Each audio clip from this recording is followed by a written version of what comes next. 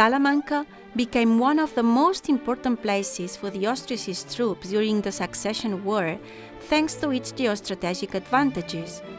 Here, the Colonel Antoni Desvall, known as the Marquis of Poal, won a battle against the Bourbonic troops that meant the last Catalan victory, just before the fall of Barcelona and Cardona.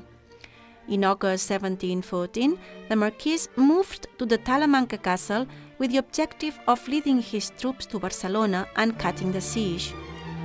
But the Felip followers didn't want to admit it and sent some troops led by Captain José Carrillo de Albornoz, Count of Montemar, to stop the Catalan. Bourbonics camped on the fields of Musarra farm, thinking that they could attack the Catalan in the rear of Talamanca. This was the beginning of the Talamanca battle on the 13th and 14th of August in 1714.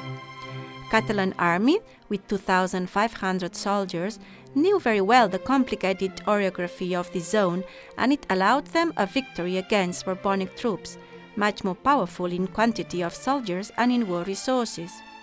It was a bloody battle where 650 soldiers were killed or injured. In fact, the Talamanca battle is the only one that has had a scientific excavation in the battlefield. It was carried out in 2008 by the Heritage Didactic Department of the University of Barcelona. The scientists used modern analysis techniques to analyze the strategic and tactic decisions ordered by the Marquis of Poal and the Count of Montemar.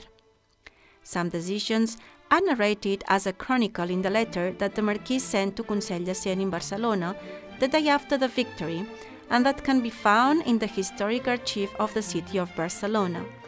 To know all these facts, in the Gothic room of the castle, known as the Weapons Room, there is the Interpretation Center of the Talamanca battle. This place exposes the remains found in the excavations of the battlefield, and it is complemented by some audiovisual and interactive displays as the reproduction of the battle in 3 dimensions on a didactic table that allows the visitor to recreate the battle.